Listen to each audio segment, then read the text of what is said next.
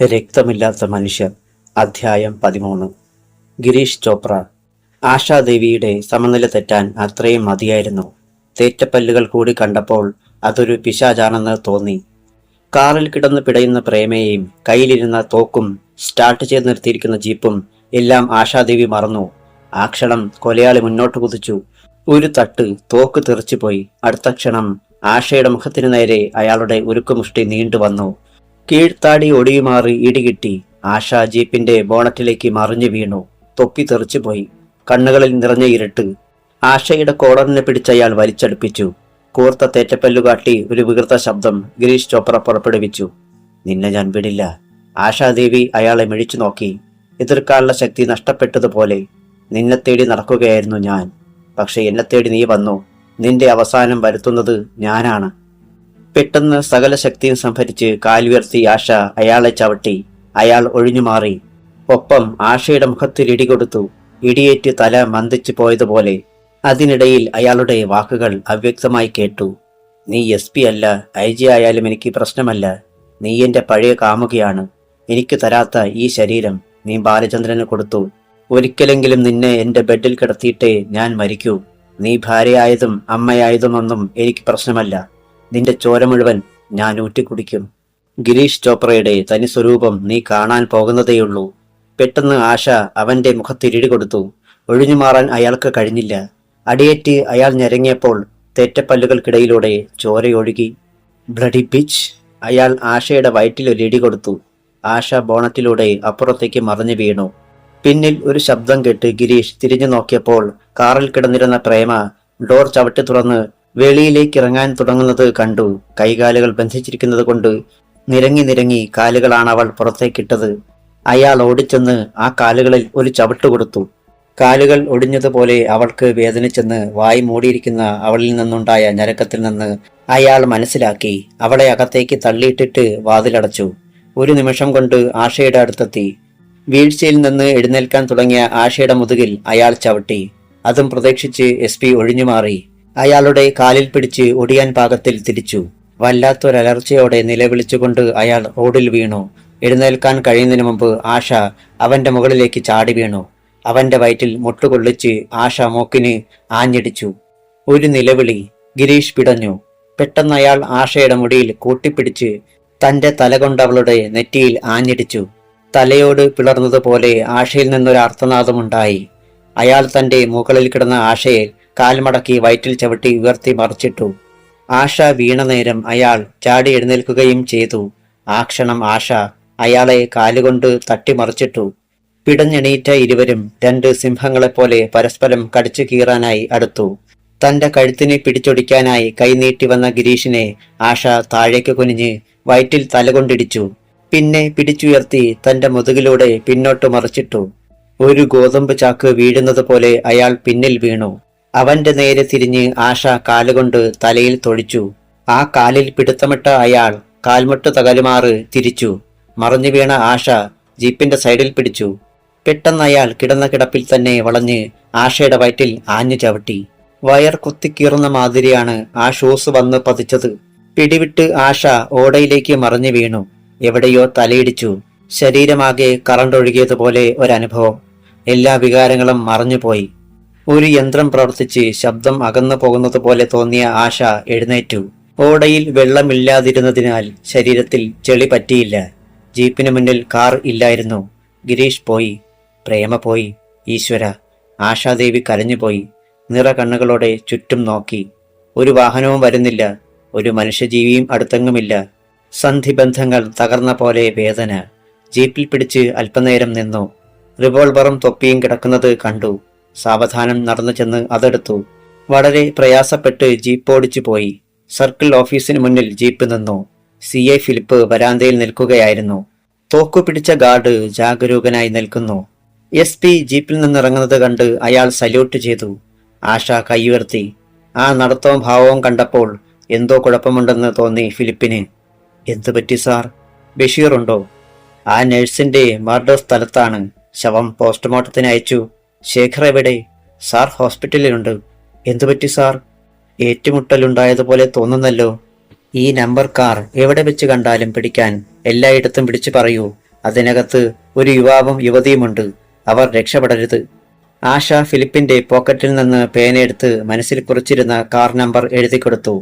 Be quick, ബാക്കി കാര്യം പിന്നെ പറയാം. കുറെ പോലീസുകാരോട് തയ്യാറാകാൻ പറയൂ. Yes sir. CI ഫിലിപ്പ് അവിടെയുണ്ടായിരുന്ന പോലീസുകാർക്ക് നിർദ്ദേശം കൊടുത്തു. അതിനിടയിൽ തുടരെ നാലഞ്ചിടത്തേക്ക് ഡയൽ ചെയ്ത് വിവരം പറഞ്ഞു. എന്തോ കാര്യമായ കുഴപ്പമുണ്ടെന്നും സമയം വളരെ വിലപ്പെട്ടതാണെന്നും CI ഫിലിപ്പിന് ഉറപ്പുണ്ടായിരുന്നു. 5 മിനിറ്റിനുള്ളിൽ അയാൾ SP-യുടെ മുന്നിലെത്തി. ആശ വാഷ് ബേസിൽ നിന്ന് മുഖം കഴുകി. റൈറ്റർ കൊടുത്ത തണുത്ത വെള്ളം കുടിച്ചിട്ട് കർച്ചീഫ് കൊണ്ട് മുഖം തുടയ്ക്കുകയായിരുന്നു. ശരീരക്ഷീണം തൃണവൽ ഗണിച്ചുകൊണ്ട് ആശ പറഞ്ഞു, ജീപ്പിൽ കയറൂ, ഒരു മർഡർ നടന്നിട്ടുണ്ട്. SP-യുടെ ജീപ്പിൽ CI കയറി. ഫിലിപ്പ് ഡ്രൈവ് ചെയ്തുകൊള്ളൂ, ഞാൻ വഴി പറഞ്ഞു തരാം. റിവോൾവർ ലോഡാണല്ലോ അല്ലേ? അതെ. SP-യുടെ ജീപ്പിന്റെ പിന്നാലെ മറ്റൊരു പോലീസ് ജീപ്പും നിരത്തിലൂടെ പാഞ്ഞുപോയി. ഒരിടത്ത് ചെന്നപ്പോൾ ആൾക്കൂട്ടം കണ്ടു. എന്താണത്? ഫിലിപ്പ് ഉത്കണ്ഠയോടെ ചോദിച്ചു. ഒരു ഓട്ടോറിക്ഷ ആക്സിഡന്റ് ആണ്. ഗിരീഷ് തട്ടിത്തകർത്ത ഓട്ടോയെ ഓർത്തുകൊണ്ട് ആശാദേവി പറഞ്ഞു. നമുക്കതിനേക്കാൾ വലുതാണ് കണ്ടുപിടിക്കാനുള്ളത്. ജീപ്പ് ഇരുട്ടിലൂടെ പാഞ്ഞുപോയി. പ്രേമയുടെ വീടിന് മുന്നിൽ ജീപ്പുകൾ നിന്നു. SP ആശാദേവിയും CI ഫിലിപ്പും ഇറങ്ങി. മുറ്റത്തു നിന്നും ആശ വെളിച്ചം നിറഞ്ഞു നിൽക്കുന്ന ആ വീടിനുള്ളിലേക്ക് കയറി. ആ വിസിറ്റിംഗ് റൂമിൽ ഇവിടുത്തെ വേലക്കാരന്റെ ജഡം കിടപ്പുണ്ട്, SP പറഞ്ഞു. CI മുന്നോട്ട് ചെന്നു. നടക്കുമ്പോൾ ആശാദേവിക്ക് വേദനിച്ചു. സാവധാനമാണ് ആശ അവിടേക്ക് ചെന്നത്. ചുറ്റും മിഴിച്ചു നോക്കുന്ന ഫിലിപ്പിനോട് ആശാദേവി പറഞ്ഞു, ദാ ഇവിടെ. പറഞ്ഞതും ആശ കൃഷ്ണൻകുട്ടിയുടെ ശവം കിടന്ന സ്പോട്ടിലേക്ക് നോക്കി. ആശാദേവി തരിച്ചു നിന്നുപോയി. ശവം അപ്രത്യക്ഷമായിരിക്കുന്നു. പെട്ടെന്ന് തറയിൽ കുനിഞ്ഞ് മൊസൈക്കിൽ വിരലോടിച്ചു. അവിടെ വീണ ചോര കഴുകിക്കളഞ്ഞിരിക്കുന്നു. വെള്ളമയം തുടച്ചിട്ടും ഉണങ്ങിയിട്ടില്ല. താൻ പോയ ഉടനെ മറ്റു ചിലതിവിടെ സംഭവിച്ചു. ഇവിടെ ഇല്ലല്ലോ? ഫിലിപ്പ് ചോദിച്ചു. അവർ ശവം ഒളിപ്പിച്ചു, ആശ നിരാശയോടെ പറഞ്ഞു. ഡബിൾസ്. ആശ എഴുന്നേറ്റ് നിന്ന് വീട്ടിനകത്തേക്ക് നോക്കി അലറി. പിന്നെ റിവോൾവറുമായി ആടിയാടി അകത്തെ ഇരുട്ടിലേക്ക് നടന്നു. ഉടനെ CI പോലീസുകാരെ വിളിച്ച് നിർദ്ദേശം കൊടുത്തു.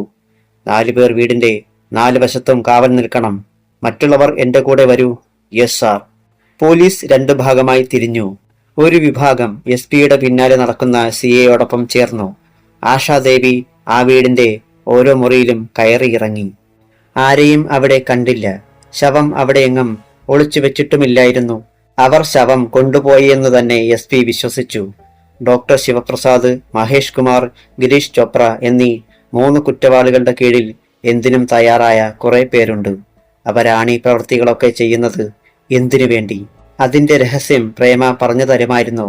പക്ഷേ അവളും തനിക്ക് നഷ്ടപ്പെട്ടുവെന്ന് തോന്നുന്നു. ഗിരീഷ് ചോപ്രയുടെ താമസ സ്ഥലം കണ്ടുപിടിച്ചാൽ രക്ഷപ്പെട്ടു. അതെവിടെയാണെന്ന് എങ്ങനെ അറിയും? മഹേഷിനും ഡോക്ടർ ശിവപ്രസാദിനും അതറിയാം. പക്ഷേ അവരത് പറയില്ല. മഹേഷിന്റെ വീട്ടിൽ അന്വേഷണം നടത്തിയാൽ ചിലപ്പോൾ കാര്യം നടക്കുമെന്ന് ആശാദേവിക്ക് തോന്നി. ചോപ്രയെ കൊണ്ട ആവശ്യം അയാൾക്കാണ്. 2 പോലീസുകാരെ ആ വീട്ടിൽ കാവൽ നിർത്തിയിട്ട് ആശാദേവി ഹോസ്പിറ്റലിലെത്തി. പോസ്റ്റ്മോർട്ടം പിറ്റേ ദിവസത്തേക്ക് മാറ്റിവെച്ചു. ഊർമിളയുടെ ശവം മോർച്ചറിയിൽ സൂക്ഷിച്ചിരിക്കുകയാണ്. DYSP ശേഖറിനെ മഹേഷിന്റെ വീട്ടിൽ ഒരന്വേഷണം നടത്താൻ ഏൽപ്പിച്ചിട്ട് ആശാദേവി ഹോസ്പിറ്റലിൽ ഡോക്ടർ ബാലചന്ദ്രന്റെ അടുത്തെത്തി. ഡോക്ടർ ബാലചന്ദ്രനോട് സംഭവങ്ങൾ പറഞ്ഞപ്പോൾ അദ്ദേഹം മിഴിച്ചിരുന്നു. അപ്പോൾ അവരെല്ലാം നമുക്കെതിരായി അണിനിരന്ന് കഴിഞ്ഞു. അതെ, ആശ മന്ത്രിച്ചു. ഒരു 100 സംഭവങ്ങളുടെ കാട്ടുകുതിരകൾ ഡോക്ടർ ബാലചന്ദ്രന്റെ മനസ്സിലൂടെ കടന്നുപോയി. എനിക്ക് വലിയ ക്ഷീണം തോന്നുന്നു. ഒരാഴ്ച കുഴമ്പ് തേച്ച് തിരുമിയാലേ ശരിയാകൂ. ആശാദേവി എഴുന്നേറ്റു. Good night. ഞാൻ വീട്ടിലേക്ക് പോവുകയാണ്. മോളും രവീന്ദ്രനും തനിച്ചല്ലേയുള്ളൂ. 10 മണിയായി ആശാദേവി വീട്ടിലെത്തുമ്പോൾ. ഗീതുമോൾ ഉറങ്ങിക്കഴിഞ്ഞിരുന്നു. ആശാദേവി കുഴമ്പ് തേച്ച് ചൂടുവെള്ളത്തിൽ കുളിച്ചു. ഭക്ഷണം കഴിച്ചു കിടന്നപ്പോൾ സുഖം തോന്നി. ക്ഷീണം കൊണ്ട് തളർന്നുറങ്ങി. 12 മണി. ഒരാൾ ആ വീടിന്റെ ഗേറ്റിന് മുന്നിലെത്തി. പൂമുഖത്ത് വെളിച്ചമുണ്ടായിരുന്നു. ഗേറ്റ് ഇളകിയപ്പോൾ നായ കുരച്ചുകൊണ്ട് ഓടിച്ചെന്നു. അയാൾ സഞ്ചിയിൽ നിന്ന് ഒരു മാംസകഷ്ണമെടുത്ത് എറിഞ്ഞു. അത് കടിച്ചു തന്ന നായ മയങ്ങി വീണു. അയാൾ ഗേറ്റ് കടന്ന് മുറ്റത്തെത്തി. ജനൽ തുറന്നു കിടക്കുന്നത് കണ്ട് അവിടേക്ക് ചെന്നു. 0 വാൾട്ട് ബൾബിന്റെ വെളിച്ചത്തിൽ മൂടി പുതച്ച് കിടന്നുറങ്ങുന്ന SP ആശാദേവിയെ കണ്ടു. ഒരിടത്തും അനക്കമില്ല, എങ്ങും നിശബ്ദത, നിശ്ചലത. അയാൾ വരാന്തയിലേക്ക് കയറി. പരിചയസമ്പന്നനെ പോലെ ഒരു കൃത്രിമ താക്കോലുകൊണ്ട് വാതിൽ തുറന്ന് വിസിറ്റേഴ്സ് റൂമിൽ കയറി. അടുത്ത മുറിയിലാണ് ആശാദേവി ഉറങ്ങുന്നത്. ഒരു മാർജാരനെ പോലെ വാതിൽക്കലേക്ക് നടന്നു. അരയിൽ നിന്ന് നീണ്ട കത്തി ഊരിയെടുത്തു. ചാരിക്കിടന്നിരുന്ന വാതിൽ കത്തിമിന കൊണ്ട് ശബ്ദം കേൾപ്പിക്കാതെ തുറന്നു. ഫാനിട്ട് മൂടിപ്പുതച്ച് കിടന്നുറങ്ങുകയാണ് ആശാദേവി. ഉറങ്ങുന്നതിനു മുമ്പ് വായിച്ച ഭാഗവതം തലയ്ക്കലിരിപ്പുണ്ട്. അയാൾ ബെഡിനടുത്തെത്തി. ഇടത് കൈ ആശയുടെ തലയ്ക്ക് നേരെയും വലത് കൈയിലെ കത്തി നെഞ്ചിനു നേരെയും കൊണ്ടുവന്നു. ഒരു നിമിഷം സർവശക്തിയുമെടുത്ത് അയാൾ SP ആശാദേവിയുടെ മുഖത്ത് അമർത്തിപ്പിടിച്ചു. ഒന്ന് പിടയാനോ ഞരങ്ങാനോ കഴിയും മുമ്പ് കൂർത്ത കത്തി നെഞ്ചിൽ ആഴ്ന്നിറങ്ങി. അധ്യായം 14. ഒരു നിമിഷം കൊണ്ടാണ് എല്ലാം കഴിഞ്ഞത്. ആശാദേവിയുടെ മുഖത്ത് അമർത്തിപ്പിടിച്ചുകൊണ്ട് ആ കൊലയാളി നെഞ്ചിൽ കത്തി കുത്തിയിറക്കി. കുത്തുകൊണ്ട് നിലവിളിക്കാതിരിക്കാനാണ് വായി പൊത്തിപ്പിടിച്ചത്. ഒരു പിടച്ചിൽ പോലും ഉണ്ടായില്ല. അയാൾ കത്തി വലിച്ചൂരിയെടുത്ത് വീണ്ടും കുത്തിക്കീറി. കത്തി വലിച്ചെടുത്തപ്പോൾ കീറിയ പുതപ്പിനുള്ളിൽ നിന്ന് പഞ്ഞി വെളിയിൽ വന്നു. വിജയത്തിന്റെ തിളക്കമുണ്ടായിരുന്ന ആ കൊലയാളിയുടെ ചുവന്ന കണ്ണുകളിൽ നടുക്കമുണ്ടായി. പെട്ടെന്ന് അയാൾ പുതപ്പ് മാറ്റി. 4-5 തലയിണകൾ മനുഷ്യരൂപത്തിൽ വെച്ച് പുതപ്പിച്ചിരിക്കുന്നു. വല്ലാത്തൊരു നടുക്കം അയാൾക്കുണ്ടായി. കത്തിയുമായി ഞെട്ടിത്തിരിഞ്ഞു നോക്കി. ആ ക്ഷണം മുഖത്തൊരിടി കിട്ടി. അയാളുടെ വായിൽ നിന്ന് ചോരയൊഴുകി. കത്തി ഓങ്ങിയ കയ്യിൽ പിടിച്ച് തിരിച്ച് ആശാദേവി ചൂണ്ടുവിരലൊടിച്ചു. അയാൾ അലറി നിലവിളിച്ചു. കത്തി തെറിച്ച് മുകളിലേക്ക് പോയി. വായുവിൽ വെച്ച് തന്നെ ആശ കത്തി പിടിച്ചെടുത്തു. കാലുകൊണ്ട് അടിവയറ്റിൽ ഒറ്റച്ചവിട്ട്. കൊലയാളി ഭിത്തിയിലേക്ക് തെറിച്ചു വീണു. തലയിടിച്ച് അനങ്ങാൻ കഴിയുന്നതിന് മുമ്പ് കത്തിമുന ആശ അവന്റെ നാസാദ്വാരത്തിൽ കുത്തി. മൂക്ക് കീറി ചോര അവന്റെ വായിലേക്ക് ഒഴുകി. അനങ്ങരുത്, നിന്റെ മൂക്ക് ഞാൻ ചെത്തിയെടുക്കും. ആശ മുരണ്ടു. അരുത്. അവൻ നിലവിളിച്ചപ്പോൾ ചോര വായിൽ നിന്ന് ഉമിനീരിനോടൊപ്പം താടിയിലൂടെ ഒഴുകി. അയ്യോ, എന്നെ കൊല്ലല്ലേ. അവൻ നിലവിളിച്ചു പോയി. ആശ അവനെ ഭിത്തിക്ക് അഭിമുഖമായി നിർത്തി വസ്ത്രങ്ങളുടെ ഉള്ളിൽ പരിശോധിച്ച് ആയുധങ്ങളൊന്നുമില്ലെന്ന് ഉറപ്പുവരുത്തി. പിന്നെ ഒരടി കൊടുത്ത് തറയിലേക്ക് വീഴിച്ചു. വലത് കൈയും ഇടതുകാലും കൂട്ടിക്കെട്ടി മലർത്തിയിട്ടു. പരസഹായമില്ലാതെ ഇനി അവന് 1 ഇഞ്ച് പോലും നീങ്ങാൻ കഴിയില്ല. ഇതേ സമയം വേലക്കാരൻ രവീന്ദ്രൻ വാതിൽക്കലെത്തി. എന്തുപറ്റി സാർ? അവൻ ആശയെയും തറയിൽ കിടക്കുന്ന കൊലയാളിയെയും നോക്കി. ഒന്നുമില്ല രവീന്ദ്രൻ, മോളെ നോക്കിക്കൊള്ളൂ. ശബ്ദം കേട്ട അവളിങ്ങോട്ട് വരരുത്, ആശാദേവി പറഞ്ഞപ്പോൾ രവീന്ദ്രൻ പോയി. തറയിൽ കിടന്ന് ഞരങ്ങുകയും പിടയാൻ ശ്രമിക്കുകയും ചെയ്യുകയായിരുന്നു അയാൾ. അവനെ ഒരിക്കൽ കണ്ടിട്ടുണ്ടെന്ന് തോന്നി. പെട്ടെന്ന് തന്നെ ഓർമ്മയിൽ വന്നു. ഉമയുടെ ഭർത്താവാണെന്ന് പറഞ്ഞ് തന്നെ കബളിപ്പിച്ചവൻ. ഗോപിനാഥ് എന്നാണ് പേര് പറഞ്ഞത്. അന്ന് ഉമയെ കൊല്ലാനായി തന്റെ മുന്നിൽ നിന്ന് തട്ടിയെടുത്തു. ഇന്നവൻ തന്നെ കൊല്ലാനായി വന്നിരിക്കുന്നു. ഇനി നീ എന്റെ കയ്യിൽ നിന്ന് രക്ഷപ്പെടുകയില്ല. ആശാദേവി ഒരു റോൾ തടി അലമാരയിൽ നിന്നെടുത്തു. അവന്റെ മുഖം വിവർണമായി. നായ കുരയ്ക്കുന്ന ശബ്ദം കേട്ടാണ് ആശാദേവി ഉറക്കമുണർന്നത്. എതിരാളികൾ തന്നെ വെറുതെ വിടുകയില്ലെന്ന ചിന്ത ആശയ്ക്കെപ്പോഴും ഉണ്ടായിരുന്നു. കണക്കുകൂട്ടൽ തെറ്റിയില്ല. ഗേറ്റിനപ്പുറത്ത് നിൽക്കുന്ന കൊലയാളിയെ ജനലിലൂടെ കണ്ടു. തന്നെ കൊല്ലാനാണ് അവന്റെ പുറപ്പാടെന്നുറപ്പായി. എന്തായാലും താൻ ഒരുക്കിയ കെണിയിൽ അവൻ വീണു. സ്റ്റേഷനിലേക്ക് ഫോൺ ചെയ്ത ആശ അവന്റെ അടുത്തെത്തി. എന്താ നിന്റെ പേര്? ഗോപിനാഥ്. എന്നെ അന്ന് കബളിപ്പിച്ചവൻ നീ തന്നെയല്ലേ? അതെ. ആരാണ് എന്നെ കൊല്ലാൻ വേണ്ടി നിന്നെ അയച്ചത്? കള്ളം പറയാൻ ശ്രമിക്കണ്ട, മഹേഷ്. ആശാദേവി ഒന്ന് മോളി. നേഴ്സ് ഊർമിളയെ കൊന്നത് നീയാണോ? അല്ല. പിന്നെ ആരാണ്? എനിക്കറിയില്ല. നിന്നെക്കൊണ്ട് സത്യം പറയിപ്പിക്കാൻ എനിക്കറിയാം. ഞാൻ സത്യമാണ് പറഞ്ഞത്. ഗിരീഷിനെ നിനക്കറിയാമോ? ഗിരീഷ് ചോപ്ര. എനിക്കറിയില്ല. ആശ അവന്റെ മുഖത്തൊരു ചവിട്ട് കൊടുത്തു. അറിയാം. അവൻ വേദനയോടെ ഞരങ്ങി. ഉമ്മയുടെ സഹോദരി പ്രേമയെ നിനക്കറിയാമോ? അറിയാം. ഗിരീഷ് എവിടേക്കാണ് പ്രേമയെ കൊണ്ടുപോയിരിക്കുന്നത്? എനിക്കറിയില്ല. ഗിരീഷിനെ ഞാൻ കണ്ടിട്ട് ഒരാഴ്ചയായി. പ്രേമയുടെ വീട്ടിൽ നിന്ന് വേലക്കാരന്റെ ശവം മാറ്റിയത് ആരാണ്? എനിക്കൊന്നും അറിയില്ല. ഗേറ്റിൽ പോലീസ് ജീപ്പ് വന്ന് നിൽക്കുന്ന ശബ്ദം കേട്ടു. നിന്നെക്കൊണ്ട് ഞാൻ സത്യം പറയിക്കും, ആശാദേവി അവനോട് പറഞ്ഞു. ജീവൻ വേണമെങ്കിൽ സത്യം പറഞ്ഞു. ഇതുവരെ നിന്റെ മുതലാളിമാർ അവർക്കെതിരെ എന്റെ പക്കൽ തെളിവുകളൊന്നുമില്ലെന്ന കാരണത്താൽ രക്ഷപ്പെടുകയായിരുന്നു. ഇനി അവരൊന്നും രക്ഷപ്പെടില്ല. നിന്നെക്കൊണ്ട് ഞാൻ എല്ലാവരെയും പിടികൂടും. ആശാദേവി കയ്യിലിരുന്ന റോൾ തടി കൊണ്ട് അവന്റെ കാൽമുട്ടിൽ ഒരടി കൊടുത്തു. ചിരട്ടമുട്ട് തകർന്ന പോലെ അവൻ നിലവിളിച്ചു. സ്റ്റേഷനിൽ വെച്ച് പോലീസ് അയാളെ കണക്കിന് മർദ്ദിച്ചു. ഒരു മേശപ്പുറത്ത് കൈകൾ പിന്നോട്ടാക്കി കെട്ടിക്കിടത്തിയിരിക്കുന്ന ഗോപിനാഥന്റെ തലമുടിയിൽ പിടിച്ചു വലിച്ച് പലകയിൽ ഇടിച്ചു. തലയോട് പിളർന്നതുപോലെ അയാൾ നിലവിളിച്ചു. മുഖത്തുകൂടി ചോരയും വിയർപ്പും ഒഴുകി. നിലവിളിച്ച അവന്റെ വായിൽ ആശ റോൾ തടി തിരുകി. ഗിരീഷ് പ്രേമയെ എവിടേക്കാണ് കൊണ്ടുപോയിരിക്കുന്നത്? അവൻ കണ്ണുമിഴിച്ചപ്പോൾ ആശ റോൾ തടി വായിൽ നിന്നെടുത്തു. അയാളുടെ വീട്ടിൽ. അവസാനം അയാൾ പറഞ്ഞു. അതെവിടെയാണ്? അയാൾ സ്ഥലം പറഞ്ഞു കൊടുത്തു. അടുത്തുനിന്ന സബ് ഇൻസ്പെക്ടർ അത് നോട്ട് ചെയ്തു. അവളിപ്പോൾ ജീവിച്ചിരിപ്പുണ്ടോ? എനിക്കറിയില്ല. കൃഷ്ണൻകുട്ടിയുടെ ശവം എവിടേക്കാണ് കൊണ്ടുപോയത്? എനിക്കറിയില്ല. എനിക്കതേപ്പറ്റി ഒന്നും അറിയില്ല. ആശാദേവി അവന്റെ ശിരസ് വീണ്ടും മേശപ്പുറത്തിടിച്ചു. അവനെ കൂടുതൽ വേദനിപ്പിച്ചിട്ടും വിശേഷമുണ്ടായില്ല. ഗിരീഷിന്റെ വിലാസം കിട്ടിയതിനാൽ അവിടെ അവനെ അന്വേഷിക്കാനും പ്രേമയെ കണ്ടുപിടിക്കാനും തീർച്ചപ്പെടുത്തി. അപ്പോൾ ഡിവൈഎസ്പി ശേഖർ അവിടേക്ക് വന്നു. ഇവൻ എന്നെ കൊല്ലാൻ വന്നവനാണ്. ഇവനെ വെച്ച് നമ്മൾ ആ കൊലയാളികളെ മുഴുവൻ പിടിക്കും. ആശാദേവി ശേഖറിനോട് പറഞ്ഞു. ഇവനെ ഒരു സെല്ലിൽ അടയ്ക്കണം. SIയോട് നിർദ്ദേശിച്ചു. Yes sir.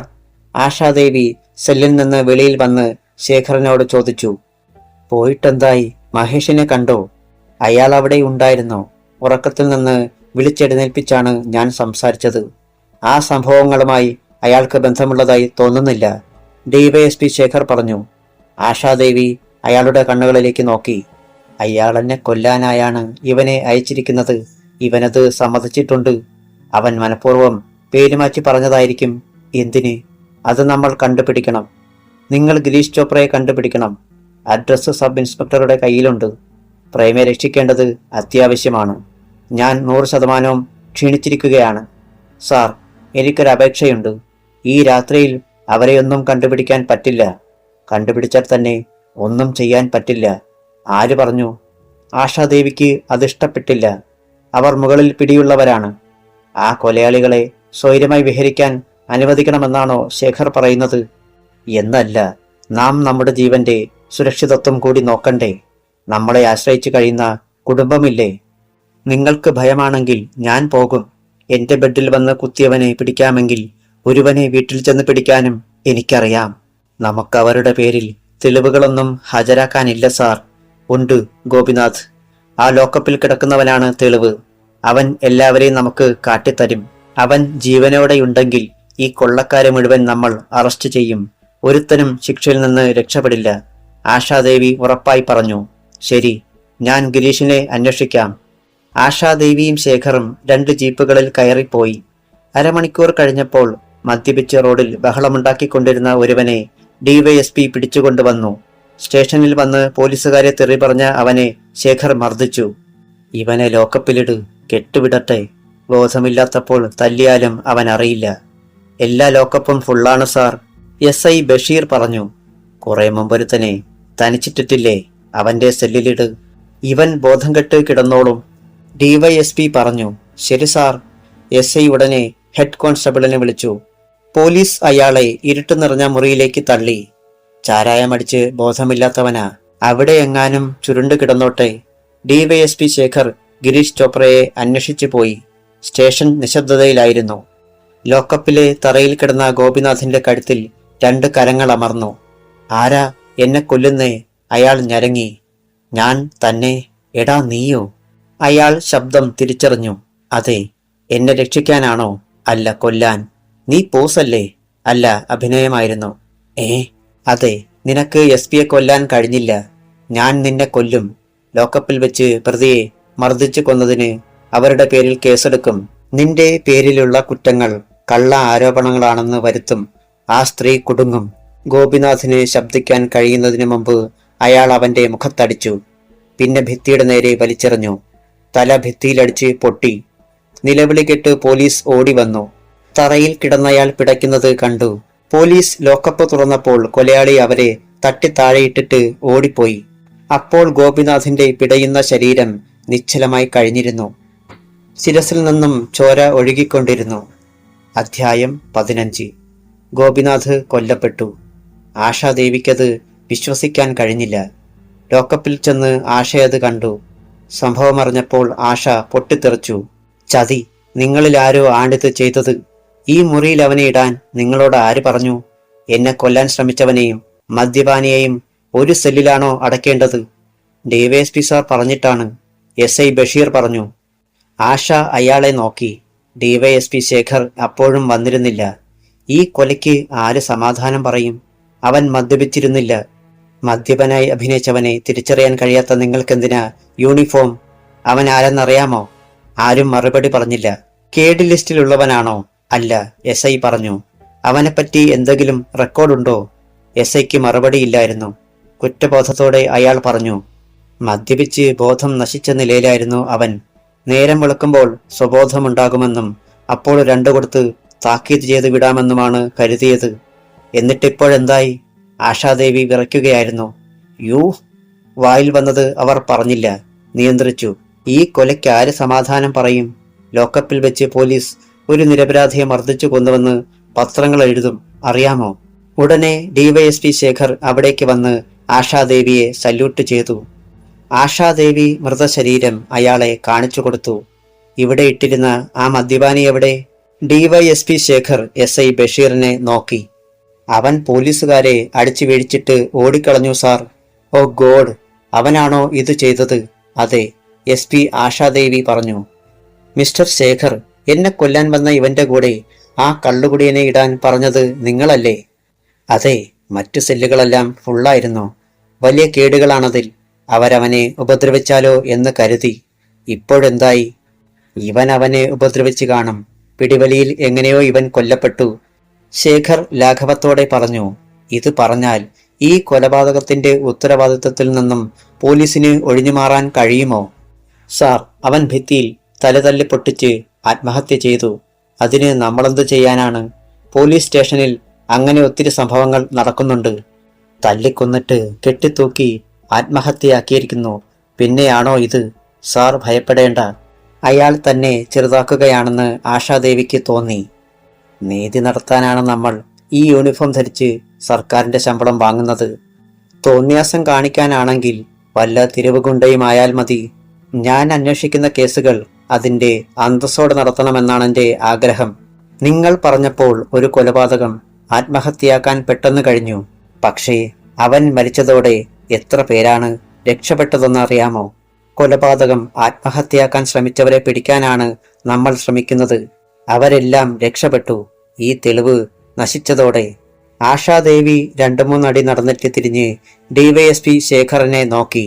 ഗോപിനാഥിനെ കൊല്ലാൻ അയക്കപ്പെട്ടവനാണവൻ. അവനെ കൃത്യമായി ഈ സെല്ലിൽ തന്നെ ഇട്ടത് നിങ്ങളാണ്. നിങ്ങളും ആ കൊലയാളിയുടെ പക്ഷത്താണോ എന്ന് ഞാൻ സംശയിക്കുന്നു. സാർ, ഡിവൈഎസ്പി ശേഖർ വിറച്ചുപോയി. ഒന്നും പറയണ്ട. 24 മണിക്കൂറിനുള്ളിൽ ആ കൊലയാളിയെ എന്റെ മുന്നിൽ ഹാജരാക്കണം. ഇന്നലെ റോഡിൽ ബഹളമുണ്ടാക്കിയ അവനെ തിരിച്ചറിയുന്നവർ ആരുമുണ്ടാകാതിരിക്കില്ല. പോലീസ് അവനെ പിടിച്ചുകൊണ്ടു പോകുന്നത് കണ്ടവരുണ്ട്, ഇല്ലേ? ആശ ശേഖറിന്റെ കണ്ണുകളിലേക്ക് നോക്കി. ഉണ്ട്. ആ വഴിക്ക് നിങ്ങൾക്ക് അന്വേഷിക്കാം. ആ ഉത്തരവാദിത്വം നിങ്ങൾക്കാണ്. Yes sir. ഇന്നലെ ഗിരീഷ് ചോപ്രയെ കണ്ടോ? ഇല്ല സാർ, അവൻ അവിടെ ഇല്ല. അഡ്രസ് ശരിയായിരുന്നോ? അതെ. അവൻ എവിടെ പോയി? വീട്ടുകാർക്ക് ഒന്നും അറിയില്ല. പ്രേമയെപ്പറ്റി എന്തെങ്കിലും വിവരം കിട്ടിയോ? ഇല്ല. ഇല്ല ഇല്ല ഇല്ല. സഹികെട്ട പോലെ ആശാദേവി പറഞ്ഞു. ഇല്ലെന്ന് പറയാൻ എളുപ്പമാണ്, ഉണ്ടെന്ന് പറയാനും കണ്ടുപിടിക്കാനുമാണ് വിഷമം. അതിന് റിസ്ക് ഉണ്ട്. ഡ്യൂട്ടി കഴിഞ്ഞ് വല്ലവന്റെയും പണം കൊണ്ട് സ്റ്റാർ ഹോട്ടലിലിരുന്ന് മദ്യപിക്കുന്ന സുഖമില്ല അതിന്. കൂടുതലൊന്നും പറയാതെ ആശാദേവി പുറത്തേക്ക് നടന്നു. ഇനിയും ഇവിടെ നിന്നാൽ രോഷം കൊണ്ട് കൂടുതൽ വല്ലതും പറഞ്ഞു പോകും. ഡിവൈഎസ്പിയും SIയും നിശബ്ദരായി അല്പനേരം നിന്നു. SP ആരെയൊക്കെയോ ഫോണിൽ വിളിക്കുന്നത് അവർ കേട്ടു. തലച്ചോർ ഇളകി മറിയുന്നത് പോലെ ആശാദേവിക്ക് തോന്നി. മനോനില മാറുന്നത് പോലെ. അവർ ഹോസ്പിറ്റലിൽ പോയി ഭർത്താവിനെ കണ്ടു. എല്ലാം കേട്ടുകഴിഞ്ഞ് ഡോക്ടർ ബാലചന്ദ്രൻ പറഞ്ഞു. ആഷേ, നിന്റെ ഓഫീസിൽ നിന്നെ ചതിക്കുന്നവരുണ്ട്. സർക്കാരിന്റെയും കൊലയാളികളുടെയും ശമ്പളം ഉളുപ്പില്ലാതെ വാങ്ങുന്നവർ. അവർ കൂടി വിചാരിക്കാതെ നിനക്കൊന്നും ചെയ്യാൻ കഴിയില്ല. അല്ലെങ്കിൽ ആഴ്ചയിൽ 4 കൊലപാതകം വീതം നടക്കും. അത്ര തന്നെ. അവസാനം അവർ നിന്നെയും കൊല്ലും, ചിലപ്പോൾ എന്നെയും. നമ്മുടെ മോൾ അനാഥയാകും. ആരോരുമില്ലാത്തൊരു തെരുവ് തെണ്ടി. അവസാനത്തെ വാചകം പറയും മുമ്പ് ആശാദേവി ഭർത്താവിന്റെ വായ പൊത്തി. അങ്ങനെയൊന്നും പറയല്ലേ, അവൾക്ക് വേണ്ടിയല്ലേ നമ്മൾ ജീവിക്കുന്നത്. പക്ഷെ നമ്മൾ പലപ്പോഴും അവളെ മറന്നു പോകുന്നു. ഉത്തരവാദിത്തങ്ങളുടെ ഇടയിൽ മോളോടുള്ള കടപ്പാടുകൾ മറക്കുന്നു. നമ്മുടെ സ്നേഹവും ലാളനയും ഗീതുമോൾക്ക് കിട്ടിയിട്ടെത്ര നാളായി. സന്തോഷത്തോടെ നമ്മൾ ഇത്തിരി കഞ്ഞി കുടിച്ചിട്ട് എത്ര നാളായി. ദുഃഖിതനായാണ് ഡോക്ടർ ബാലചന്ദ്രൻ സംസാരിച്ചത്. ആ ഭാവമാറ്റം ആശാദേവിക്ക് മനസ്സിലായി. എന്താ ഇപ്പോൾ ഇങ്ങനെയൊരു തോന്നൽ? വെറുതെ ഈ കട്ടിലിൽ കിടന്നപ്പോൾ ഞാൻ ഓരോന്നൊക്കെ ഓർത്തുപോയതാണ്. ശാന്തമായ ഈ അന്തരീക്ഷത്തിൽ പഴയ ഓർമ്മകൾ എന്നെ വന്ന് കണ്ടു, മാലാഖമാരെ പോലെ. എന്തു സുഖമായിരുന്നു അന്ന് കോളേജിൽ പ്രേമിച്ചു നടന്ന കാലം. എന്തിനേയും വെല്ലുവിളിക്കാനുള്ള ധൈര്യം, ഒന്ന് കാണാൻ, ഒന്ന് മിണ്ടാൻ, ഒന്ന് തൊടാൻ, ഒന്ന് കെട്ടിപ്പിടിക്കാൻ, ഒരു ഉമ്മ തരാൻ. എന്തൊരു കാത്തിരിപ്പായിരുന്നു, എന്തൊരാവേശമായിരുന്നു. നമ്മൾ നടന്ന പാതയിലും നമ്മൾ ശ്വസിച്ച വായുവിലും സ്നേഹമുണ്ടായിരുന്നു, പ്രേമമുണ്ടായിരുന്നു. ഈ ലോകം മുഴുവൻ സ്നേഹമായിരുന്നു. അതിനിടയിൽ മറ്റൊന്നുമില്ലായിരുന്നു, ഒന്നും. ആ വാക്കുകൾ കേട്ട് സ്വയം മറന്ന് ആശാദേവി ഇരുന്നു. ഓർമ്മകളുടെ ഓളങ്ങൾ ആശയുടെ മനസ്സിന്റെ തീരത്ത് ഒന്നൊന്നായി വന്നടഞ്ഞുകൊണ്ടിരുന്നു. ഏതെങ്കിലും നാട്ടിലേക്ക് ഒളിച്ചോടിപ്പോയി കൂലിപ്പണിയെടുത്തെങ്കിലും ജീവിക്കണമെന്ന് നാം സ്വപ്നം കണ്ടിരുന്നു, അല്ലേ? വിയർത്ത് പണിയെടുത്ത് തീയൂതി പുകയും കരിയും പറത്തി കഞ്ഞി വെച്ച് ഒരു പാത്രത്തിൽ നിന്ന് കോരിക്കുടിക്കണമെന്ന് നീ പറഞ്ഞിട്ടില്ലേ? കാട്ടുകമ്പുകൾ കെട്ടി പുല്ലുമുറിച്ച് സ്വയം മേഞ്ഞുണ്ടാക്കിയ മാടത്തിൽ മഴ പെയ്യുമ്പോൾ നനയാത്ത ഇടം നോക്കി മാറി മാറി ഇരിക്കണമെന്ന് പറഞ്ഞിട്ടില്ലേ? ശരീരമാകെ കുളിർന്ന് നനഞ്ഞു വിറച്ച് അടുക്കാവുന്നിടത്തോളം അടുത്തിരുന്ന് പരസ്പരം ചൂട് പകർന്ന് പുൽപ്പായയിൽ പുതുമണ്ണിന്റെ ഗന്ധമേറ്റ് ഇണചേരണമെന്ന് റാന്തലിന്റെ വെളിച്ചത്തിൽ കൊച്ചുമോളെ പാടി ഉറക്കണമെന്നും സ്വപ്നം കണ്ടിട്ടില്ലേ? അല്ലലിനും അലച്ചിലിനുമിടയിൽ ഒരു സ്വർഗം, ഒരു സ്വപ്നം. ഡോക്ടർ ബാലചന്ദ്രൻ ഒരു നിമിഷം നിർത്തി. ആശയുടെ കണ്ണുകൾ ജലം കൊണ്ട് നിറഞ്ഞിരിക്കുന്നത് ഡോക്ടർ കണ്ടു. നമ്മുടെ സ്വപ്നത്തേക്കാൾ വലുത് സംഭവിച്ചു. നമ്മൾ രണ്ടുപേരും സമൂഹത്തിൽ അറിയപ്പെടുന്നവരായി. ആര് നോക്കിയാലും അസൂയപ്പെടുന്ന വളർച്ച. പക്ഷെ നമുക്ക് ഉള്ളു തുറന്നൊന്ന് മിണ്ടാൻ പറ്റുന്നുണ്ടോ? നമ്മുടെ കുഞ്ഞിനെ കണ്ണു നിറയെ കാണാൻ പറ്റുന്നുണ്ടോ? ആശയുടെ കണ്ണുകൾ നിറഞ്ഞൊഴുകുന്നത് കണ്ട് ഡോക്ടർ ബാലചന്ദ്രൻ കൈയുയർത്തി ആ കണ്ണുകളൊപ്പി. ആശ ആ നെഞ്ചിൽ തലചായ്ച്ചു. എന്റെ പൊന്നെ, എനിക്ക് കൊതിയില്ലാഞ്ഞിട്ടാണോ? ഒരമ്മയായി, ഉത്തമ കുടുംബിനിയായി എന്റെ ബാലേട്ടന്റെയും ഗീതുമോളുടെയും സുഖസൗകര്യങ്ങൾ നോക്കി വീട്ടിലിരിക്കാനാണ് എനിക്കിഷ്ടം. ചേട്ടനല്ലേ എന്നെ നിർബന്ധിച്ച് IPS അയച്ചത്. എന്റെ ചേട്ടനോടും ബന്ധുക്കളോടുമുള്ള വാശിയല്ലായിരുന്നോ ബാലേട്ടന്? അതെ, നമ്മളെ ആരും തോൽപ്പിക്കാതിരിക്കാൻ, നമ്മൾ തോറ്റിട്ടില്ലെന്ന് അവരെ കാണിക്കാൻ. ബാലചന്ദ്രൻ ആശയുടെ മുടിയിടകളിലൂടെ വിരലുകൾ ഓടിച്ചു, നെറ്റിയിൽ ചുംബിച്ചു. ഒരു പൂച്ചയെ പോലെ ആശ ഒതുങ്ങിക്കിടന്നു. നമ്മൾ വിചാരിച്ചാലൊന്നും ഈ നാട് നന്നാവില്ല. തുരുമ്പ് പിടിച്ച പഴയ ഒരു യന്ത്രമാണിത്. അതിൻ്റെ ഓരോ പാർട്ടിനും അതിനോട് തന്നെ ആത്മാർത്ഥതയില്ലാതായി. ആരെങ്കിലും ഒരാൾ നട്ടുമാറ്റി പുതിയതൊന്ന് ഇട്ടെന്ന് വെച്ച് ഈ യന്ത്രം ഓടില്ല. പുതിയ നട്ടിനെ കൂടി പഴയ യന്ത്രത്തിലെ തുരുമ്പ് തിന്നും. എന്താണ് ബാലേട്ടൻ പറയുന്നത്? ആശ എഴുന്നേറ്റിരുന്നു. ഞാനീ ജോലി ഉപേക്ഷിക്കണമെന്നാണോ? ഡോക്ടർ അതിന് മറുപടി പറഞ്ഞില്ല. പറയൂ ബാലേട്ട, ഉമയെ കൊന്നവനെ വെറുതെ വിട്ടുകൊണ്ട് ഞാൻ ജോലി ഉപേക്ഷിക്കണോ? ഒരിക്കൽ നമ്മെ കൊല്ലാനിരുന്നവരെ കണ്ട് പേടിച്ച് പിന്മാറണോ? ആ കഥകളൊക്കെ ബാലേട്ടൻ മറന്നുപോയോ? ഇല്ല, ഒന്നും മറന്നിട്ടില്ല. പിന്നെ ഇങ്ങനെയൊക്കെ പറയുന്നത്? എനിക്ക് നിന്നെ വേണം ആശേ. നീയില്ലാതെ ഞാൻ എങ്ങനെ ജീവിക്കും? ആശാദേവി ഒന്നും മിണ്ടിയില്ല. 4-5 നിമിഷങ്ങൾ ആ മുറിയിൽ നിശബ്ദത തങ്ങി നിന്നു. ആ പഴയ കാമുകനായിപ്പോയി കുറച്ചു നേരത്തേക്ക്, അല്ലേ? ഡോക്ടർ പുഞ്ചിരിച്ചു. നീ എനിക്കെന്നും കാമുകിയാ. നീ ജോലി ഉപേക്ഷിക്കുകയൊന്നും വേണ്ട. നമുക്കൊന്നുകൂടി പൊരുതാം. നമ്മൾ രക്തമുള്ള മനുഷ്യരല്ലേ? നമ്മുടെ ചോരയുടെയും നിറം ചുവപ്പല്ലേ? തോൽക്കാൻ നമ്മൾ തീരുമാനിച്ചിട്ടില്ല. അദ്ദേഹം ആശയുടെ കൈ പിടിച്ചമർത്തി. മോളെ കാണണം. ഇന്നവൾക്ക് ഒഴിവു ദിവസമല്ലേ? കുറച്ചുനേരം മോളുടെ കൂടെ കളിച്ചാൽ ടെൻഷൻ മാറും. ഞാൻ പോട്ടെ. ആശാദേവി എഴുന്നേറ്റു. ജീപ്പ് ഇറക്കിയപ്പോൾ ഡോക്ടർ ശിവപ്രസാദിന്റെ ഭ്രാന്താശുപത്രി വരെ പോകണമെന്ന് തോന്നി. ആശുപത്രി മുറ്റത്ത് ജീപ്പ് നിർത്തി. വരാന്തയിലേക്ക് ചെല്ലുമ്പോൾ ഷോക്ക് കൊടുക്കുന്ന മുറിയിൽ നിന്ന് ഒരു പെണ്ണിന്റെ നിലവിളി കേട്ടു. ഹൃദയം പിടിച്ചു കുലുക്കുന്ന നിലവിളി. പിന്നെ മരണ നിശബ്ദത. വാതിൽ തള്ളി തുറന്നു. 2 നഴ്സുമാർ ഒരു സ്ട്രെച്ചറിൽ തള്ളിക്കൊണ്ടുവരുന്ന യുവതിയെ ആശ കണ്ടു. ജീവനറ്റ പോലെ കിടക്കുകയാണവൾ. ആശ വിറച്ചുപോയി. പ്രേമ, പ്രേമേ. ആശ സ്ട്രെച്ചറിനടുത്തേക്ക് ചെന്നു. ഉടനെ വാതിൽ കടന്ന് ഡോക്ടർ ശിവപ്രസാദ് പുറത്തേക്ക് വന്നു. ആശ അയാളെയും ജീവച്ഛവമായി കിടക്കുന്ന പ്രേമയെയും മാറി മാറി നോക്കി. You bastard! ആശാദേവി ഡോക്ടർ ശിവപ്രസാദിന്റെ മുഖത്ത് ആഞ്ഞിടിച്ചു. അധ്യായം 16. ഡോക്ടർ ശിവപ്രസാദ് തീരെ പ്രതീക്ഷിക്കാത്തതായിരുന്നു അത്. ഇടികൊണ്ട് മൂക്കിൽ നിന്ന് ചോരയൊഴുകി. ആശാദേവി വീണ്ടും അയാളെ അടിച്ചു. സ്ട്രെച്ചർ തള്ളിക്കൊണ്ടുവന്ന നഴ്സുമാർ തരിച്ചു നിന്നു. അവരുടെ പിടിവിട്ട് സ്ട്രെച്ചർ ഉരുണ്ടുപോയി. അതിൽ പ്രേമ ഒന്നുമറിയാതെ തളർന്നു കിടന്നു. എതിരെ വന്ന അറ്റൻഡറാണ് സ്ട്രെച്ചർ പിടിച്ചു നിർത്തിയത്.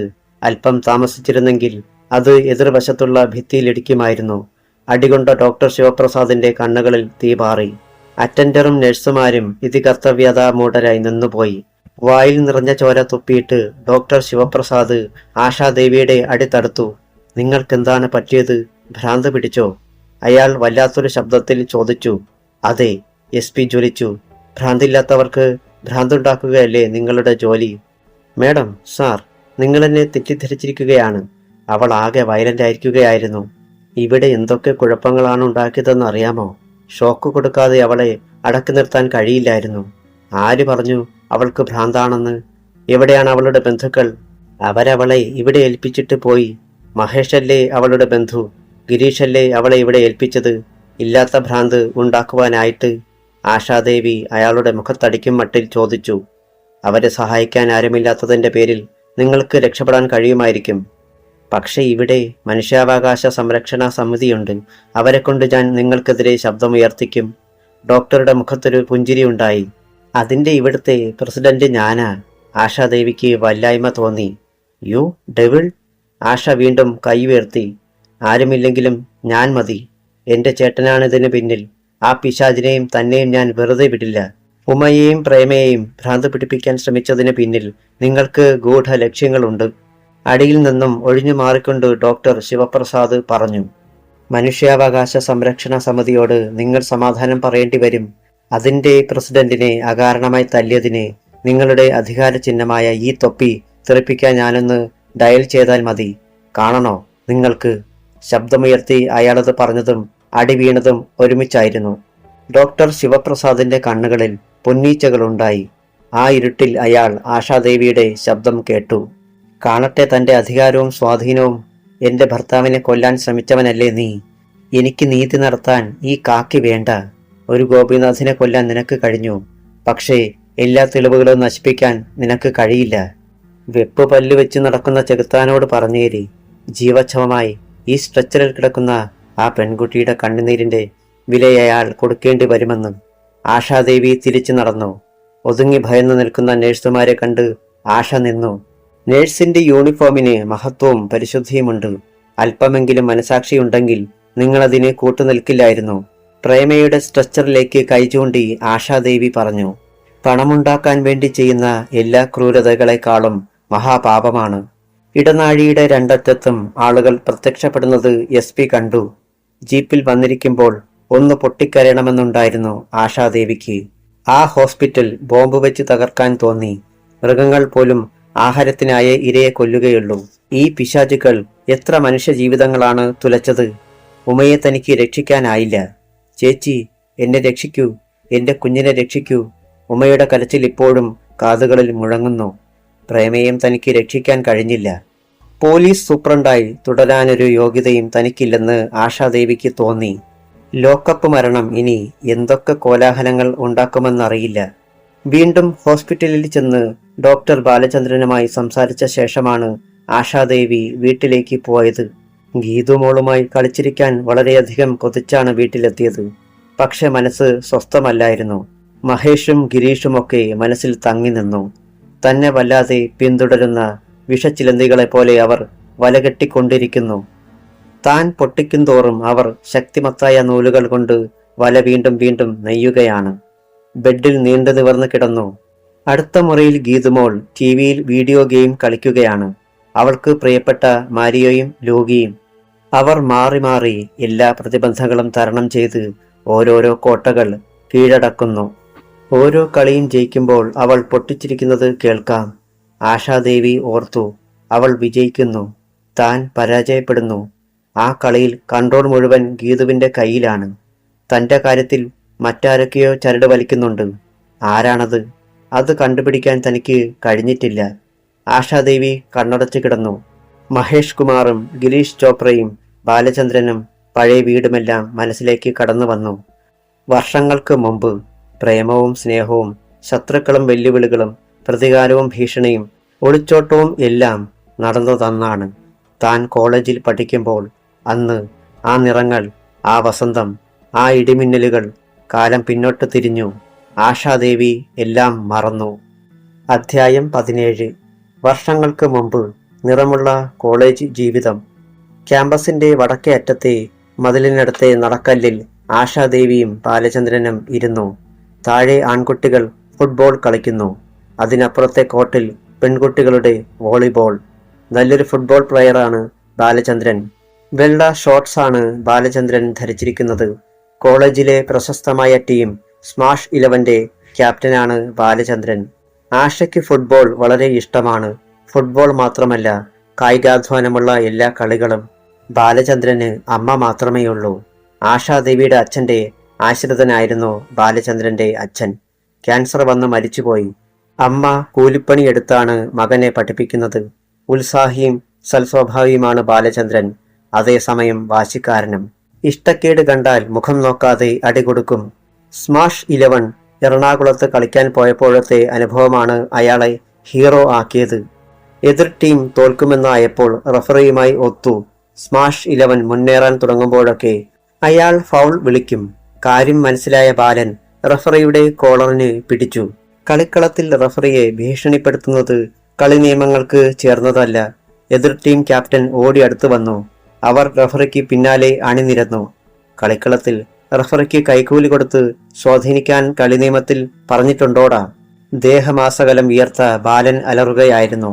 എടോ, ഒന്ന് വിസിൽ ഊതുന്നതിന് തനിക്ക് എത്ര രൂപ വെച്ച് തരാമെന്ന ഇന്റർവെൽ സമയത്ത് പറഞ്ഞത്? അയാൾ റഫറിയോട് തിരക്കി. നിന്നെ വിസിലൂതാൻ പഠിപ്പിച്ചവരെ, കളി പഠിപ്പിച്ചവരാ ഞങ്ങളെ കോർട്ടിലിറക്കിയിരിക്കുന്നത്, അറിയാമോ തനിക്ക്? ചോദ്യവും അടിയും ഒപ്പമായിരുന്നു. ഉടനെ എതിർ ടീമിന്റെ ക്യാപ്റ്റൻ മുന്നോട്ട് വന്നു. അവനിട്ടും കൊടുത്തു ഒന്ന്. കോർട്ടിൽ കൂട്ടയടി. 2 ഗോൾ മുഖത്തും ഗോളുകൾ മാത്രം കുന്തം വിഴുങ്ങിയതുപോലെ നിന്നു. ടീം മാനേജർമാരും സംഘാടകരും ഓടി വന്നു. അപ്പോൾ കാഴ്ചക്കാരും ഇടപെട്ടു. ഇപ്പോഴാ കളി മാന്യമായത്. ആ റഫറി പോക്കർത്തരമല്ലേ കാണിച്ചു കൊണ്ടിരുന്നത്? കഥകളി കണ്ടാൽ ഞങ്ങൾക്കറിയില്ലായിരിക്കാം, പക്ഷേ ഫുട്ബോളിന്റെ നിയമങ്ങളൊക്കെ ഞങ്ങളും കണ്ടിട്ടുണ്ട്. അതെ അതെ, അടിച്ചവന്മാരുടെ കാലൊടിക്കണം. മേലാൽ അവന്മാർ കോർട്ടിലിറങ്ങരുത്. കാണികളെ ഊളന്മാരാക്കുകയായിരുന്നു അവരിതുവരെ. കളി മുടങ്ങി. പത്രക്കാർക്ക് നല്ലൊരു വാർത്തയായിരുന്നു. ക്യാപ്റ്റൻ ബാലചന്ദ്രന്റെയും ടീമംഗങ്ങളുടെയും പടം പത്രത്തിൽ വന്നു. അടുത്ത ദിവസം പോണ്ടിച്ചേരിയുമായി അതേ കോർട്ടിൽ നടന്ന മത്സരത്തിൽ സ്മാഷ് 11 ഗംഭീര വിജയം നേടിയതും ചർച്ചയായി. 1-നെതിരെ 9 ഗോളുകൾക്കാണ് പോണ്ടിച്ചേരിയെ തോൽപ്പിച്ചു തുന്നം പാടിയത്. എന്തൊരു സ്വീകരണമായിരുന്നു സ്മാഷ് 11 അന്ന് കോളേജിൽ. ചെളിക്കുണ്ടിൽ കിടക്കുന്ന മാണിക്യമാണ് ബാലചന്ദ്രനെന്ന് ആശാദേവിക്ക് മനസ്സിലായി. അയൽക്കാരും പരിചയക്കാരുമായിരുന്നു അവർ. ഒഴിവുകാലത്ത് ബാലൻ ആശയുടെ പറമ്പിൽ ജോലിക്ക് വന്നിട്ടുണ്ട്. അന്നൊന്നും തോന്നാത്ത ഒരു സ്നേഹം അവൾക്ക് അയാളോടുണ്ടായി. കൂലിപ്പണിയെടുത്ത് ജീവിക്കേണ്ട ആളല്ല ബാലനെന്ന ചിന്ത അതൊരു ആരാധനയായി. ആരാധന പ്രേമമായി. അയാൾ പണിയെടുക്കുന്ന സ്ഥലത്ത് വെറുതെ സന്ദർശിക്കാനെന്ന വണ്ണം അവൾ പോയി. പാടത്ത്, തോട്ടത്തിൽ തേങ്ങയിടുന്നിടത്ത്, പറമ്പ് കിളക്കുന്നിടത്ത് ഒരു നോക്ക്, ഒരു വാക്ക്, ഒരു കണ്ണു ചിമ്മൽ, ഒരു പുഞ്ചിരി. ഒരു മധ്യാഹ്നത്തിൽ വിയർത്തു കുളിച്ച് കളപ്പുരയിലിരിക്കുന്ന ബാലനെ ആശ പിന്നിൽ നിന്ന് കെട്ടിപ്പിടിച്ചു. ആശേ, എന്താണിത്? അയാൾ പരിഭ്രമത്തോടെ ചോദിച്ചു. ആലിംഗനം. അവൾ അയാളുടെ വിയർപ്പൊഴുകുന്ന നഗ്നമായ മുതുകിൽ മുഖമമർത്തി പറഞ്ഞു. അവളുടെ നിശ്വാസം അയാൾക്ക് അനുഭവപ്പെട്ടു. ആരെങ്കിലും കണ്ടാൽ നമ്മൾ കെട്ടിപ്പിടിച്ചു നിൽക്കുമെന്ന് മനസ്സിലാകും. ആഷേ, ഇത് കളിയല്ല. അല്ല, കളിക്കുന്നത് ഇങ്ങനെയല്ലല്ലോ. താൻ എന്നെ വെറുതെ ദേഷ്യം പിടിപ്പിക്കരുത്. പിടിപ്പിക്കും, ആശ പറഞ്ഞു. ദേഷ്യം വരുമ്പോൾ എന്നെ തല്ലാം. ഞാൻ കരഞ്ഞുകൊണ്ട് വീട്ടിലേക്ക് ഓടിപ്പോകും. നാളെ ഈ നേരം വരെ ആ അടിയുടെ സുഖത്തിൽ ഞാൻ സ്വപ്നങ്ങൾ കാണും. പിന്നെ നാളെയും ഈ നേരത്ത് വന്ന് പിന്നെയും അടികൊള്ളും. മറ്റന്നാളും അങ്ങനെ തന്നെ. പിന്നെ അടുത്ത ദിവസം, പിന്നെ അടുത്ത ദിവസം. അങ്ങനെ കാലവും ലോകവും കടന്നു പോകും. വർഷവും പ്രപഞ്ചവും കടന്നു പോകും. അച്ഛനും അമ്മയും കുട്ടികളും ഈ തലമുറയും സന്തതി പരമ്പരകളും കടന്നു പോകും. നൂറ്റാണ്ടുകൾ കടന്നു പോകും. അന്നും നമ്മളിത് ആവർത്തിച്ചു കൊണ്ടിരിക്കും. ഓരോ ദിവസവും ഞാൻ ഈ ഉറച്ച ദേഹത്ത് വിയർപ്പിലെ ഉപ്പ് നുകർന്നുകൊണ്ടിരിക്കും. ഹിപ്നോട്ടൈസ് ചെയ്യുന്നത് പോലെ ആശാദേവി മന്ത്രിച്ചു കൊണ്ടിരുന്നു. അയാൾ തിരിഞ്ഞ് അവളെ നോക്കി. അവളുടെ തുടുത്ത മുഖത്ത് അയാളുടെ വിയർപ്പ് പറ്റിയിരിക്കുന്നു. ആശയുടെ അച്ഛനും ചേട്ടനും സമ്മതിക്കുമോ ഈ ബന്ധത്തിന്? അയാൾ ചോദിച്ചു. അത് രണ്ടാമത്തെ കാര്യം. ആദ്യം നമ്മൾ സമ്മതിക്കുക. അവൾ പറഞ്ഞു. ഈ കളിയിൽ ആശാദേവി എന്നെ തോൽപ്പിച്ചിരിക്കുന്നു. നോ, നിങ്ങൾ തന്നെ ജയിക്കുന്നു. ഞാൻ വെറുമൊരു ഗോൾ പോസ്റ്റ്. കളിക്കാരനുള്ളപ്പോഴല്ലേ ഗോൾ പോസ്റ്റിന് മഹത്വമുള്ളൂ. എനിക്കെന്നും നിങ്ങളെ ആരാധിച്ചാൽ മതി. നിങ്ങളുടെ സാമീപ്യം എന്നെ മഹത്വപ്പെടുത്തും. ഇത്തരം നിമിഷങ്ങൾ കൊണ്ട് വളർന്ന് ഇരുവർക്കും പിരിയാൻ വയ്യാത്ത രീതിയിൽ ആ പ്രേമബന്ധം ശക്തമായി. കോളേജിലും ചിലരൊക്കെ അതറിഞ്ഞു. മുഖത്തേക്ക് വീണ മുടിയിഴകൾ പിന്നോട്ട് മാടിയൊതുക്കി ആശ ചോദിച്ചു. ബാലൻ കളിക്കുന്നില്ലേ ഇന്ന്? ഇല്ല. ഒരാൾ ഗോൾ പോസ്റ്റിലേക്ക് പന്തുമായി പാഞ്ഞു ചെല്ലുന്നത് ശ്രദ്ധിച്ചുകൊണ്ട് ബാലചന്ദ്രൻ പറഞ്ഞു. നിന്റെ അടുത്ത് ഇങ്ങനെ കുറച്ചുനേരം ഇരിക്കണം. പന്തുമായി ഗോൾ മുഖത്തേക്ക് പാഞ്ഞു ചെന്നയാൾ ബാക്കിനെയും വെട്ടിച്ച് ബോൾ പോസ്റ്റിലേക്ക് ഷൂട്ട് ചെയ്തു. മിടുക്കനായ ഗോളി പന്ത് കൈകൊണ്ട് മുകളിലേക്ക് തട്ടിക്കളഞ്ഞു. പോസ്റ്റിന്റെ മുകളിലത്തെ ബാറിൽ തട്ടിത്തിരിച്ചു വന്ന ബോൾ അയാൾ ഹെഡ് ചെയ്ത് വീണ്ടും പോസ്റ്റിലേക്ക് അയച്ചു. ഗോൾ! കളി കണ്ടുകൊണ്ടിരുന്ന കുട്ടികൾ ആർത്തു വിളിച്ചു. ഗുഡ്, വെരി ഗുഡ്, ബാലചന്ദ്രൻ പറഞ്ഞു. ബാബു ആന്റണി, എന്റെ പിൻഗാമിയാണവൻ. അവനെ അടുത്ത ക്യാപ്റ്റനാക്കണം. വരൂ, നമുക്ക് പോകാം. ആശ എഴുന്നേറ്റു. എങ്ങോട്ട്? എങ്ങോട്ടെങ്കിലും. ഞാനീ ഷോർട്സ് മാറ്റിയിട്ട് വരാം. ഞാനിവിടെ നിൽക്കാം. അയാൾ പോയി ജേഴ്സി മാറ്റി പാൻറ്റും ഷർട്ടും ധരിച്ചു വരുമ്പോൾ ആശയോട് സംസാരിച്ചുകൊണ്ട് ഒരാൾ നിൽക്കുന്നത് കണ്ടു. ഗിരീഷ് ചോപ്ര, അവളുടെ കാമുകൻ. അവളെ കെട്ടുമെന്ന് വാശി പിടിച്ചിരിക്കുകയാണ് ചോപ്ര. ബാലചന്ദ്രൻ ചെന്നപ്പോൾ അവൻ സിഗരറ്റിന്റെ പുകയൂതി പറപ്പിച്ചു. അതിന് കഞ്ചാവിന്റെ ഗന്ധം. ആശ ബാലചന്ദ്രന്റെ അടുത്തേക്ക് വന്നു. മുഖത്തേക്ക് പറന്നു വന്ന പുക കൈകൊണ്ട് വീശിക്കളഞ്ഞിട്ട്, പൊയ്ക്കോ പൊയ്ക്കോ, അവന്റെ കൂടെ നിനക്ക് കൂടുതൽ കാലമൊന്നും സൊള്ളാൻ പറ്റില്ല, അത് മറക്കണ്ട, അയാൾ പറഞ്ഞു. ബാലചന്ദ്രൻ കോപത്തോടെ നോക്കിയപ്പോൾ ഗിരീഷ് ചോപ്ര ചിരിച്ചു. അപ്പോഴയാളുടെ തേറ്റപ്പല്ലുകൾ പ്രത്യക്ഷപ്പെട്ടു. നഗരത്തിൽ വലിയ ബിസിനസ്സുള്ളയാളാണ് ഗിരീഷിന്റെ പിതാവ് ചോപ്ര. ചോപ്ര കുടുംബം പണ്ട് ബോംബെയിലായിരുന്നു. ഗിരീഷ് ബോംബെയിലാണ് പഠിച്ചുകൊണ്ടിരുന്നത്. എല്ലാവിധ പോക്കൃത്തരങ്ങളും പഠിച്ചിട്ടാണ് അയാൾ നാട്ടിൽ വന്നിരിക്കുന്നത്. ബോംബെയിൽ നിൽക്കാൻ മേലാത്ത രീതിയിൽ എന്തൊക്കെയോ പ്രശ്നങ്ങൾ ചോപ്രയ്ക്കുണ്ടെന്നാണ് ആളുകൾ പറയുന്നത്. ഒന്ന് ശരിയാണ്, കണക്കില്ലാത്ത പണം അവരുടെ കയ്യിലുണ്ട്. അയാൾ എന്നെ നിരന്തരം ശല്യം ചെയ്യുകയാണ്. അവൻ കോളേജിൽ വരുന്നത് പഠിക്കാനൊന്നുമല്ല, എന്നെ ഉപദ്രവിക്കാനാണ്, ആശ പറഞ്ഞു. മഹേഷ് കുമാറുമായി അയാൾക്കെന്തോ ഇടപാടുകളുണ്ട്. അത് പണം സംബന്ധമാണെന്ന് എനിക്ക് തോന്നുന്നു. കഴിഞ്ഞയാഴ്ച അയാൾ വീട്ടിൽ വന്ന് അച്ഛനുമായി മദ്യപിക്കുന്നത് കണ്ടു. എന്താണ് അവന്റെ പ്ലാനെന്ന് എനിക്കറിയാം. ആശാദേവി തലകുനിച്ച് നടന്നു. അവൻ ചേട്ടന്റെ ചെവിയിൽ നമ്മുടെ കാര്യം പറഞ്ഞിട്ടുണ്ടെന്നാ തോന്നുന്നേ. ചേട്ടന്റെ ആളുകൾ എന്നെ പിന്തുടരുന്നുണ്ടോ എന്ന പേടി. അതെന്തിന്? ഗിരീഷ് പറഞ്ഞത് സത്യമാണോന്നറിയാൻ. അറിഞ്ഞാൽ? അയാൾ ചോദിച്ചു. കയ്യും കാലും തല്ലിയൊടിച്ച് പുഴയിൽ താഴ്ത്തും, അത്ര തന്നെ. കനത്ത ആ ശബ്ദം കേട്ട് അവർ പരിഭ്രമിച്ച് ചുറ്റും നോക്കി. ഒരു വാഗമരച്ചുവട്ടിൽ മഹേഷ് കുമാർ, ചേട്ടൻ. ആശയുടെ ശബ്ദം വിറച്ചു. പിന്നിൽ 2 ഗുണ്ടകൾ, അവരുടെ കൈകളിൽ വേലിപ്പത്തലുകൾ. ബാലചന്ദ്രൻ ചുറ്റും നോക്കി. അവർ നടന്ന് നടന്ന് കുട്ടികളാരുമില്ലാത്ത ഭാഗത്താണ് എത്തിയിരിക്കുന്നത്. മരത്തിന്റെ പിന്നിൽ നിന്ന് ഗിരീഷ് ചോപ്ര മുന്നോട്ട് വന്നു. തേറ്റപ്പല്ലുകൾ കാട്ടി അവൻ ഇളിച്ചു. അവന്റെ ചതിയാണിതെന്ന് ബാലന് മനസ്സിലായി. ഞാനിത് ശരിയാണോന്നറിയാനാ ഇവിടെ വന്നത്. എന്റെ പെങ്ങളെ പ്രേമിക്കാൻ നിനക്കെങ്ങനെ ധൈര്യം വന്നടാ തെണ്ടി? മഹേഷിന്റെ ശബ്ദം കേട്ട് ബാലചന്ദ്രൻ ചോപ്രയിൽ നിന്ന് മുഖം തിരിച്ച് അയാളെ നോക്കി. അടിക്കടാ ഈ പട്ടീനെ, എന്റെ കയ്യിൽ ചോര പറ്റണ്ട, മഹേഷ് ഗുണ്ടകളോട് നിർദ്ദേശിച്ചു. ചേട്ടാ അരുത്. ആശ തടയാനായി മുന്നോട്ടാഞ്ഞു. അതിനു മുമ്പ് അടി വീണു. ബാലചന്ദ്രന് തടുക്കാൻ കഴിഞ്ഞില്ല. അമ്മേ! അടികൊണ്ടയാൾ പുളഞ്ഞു. തലപൊട്ടി ചോരയൊഴുകി. ഭയന്നു വിറച്ച ആശ കണ്ടു ബാലചന്ദ്രന്റെ മുഖമാകെ ചോര. ചോര. വീണ്ടും അടി വീണു. തുടരും.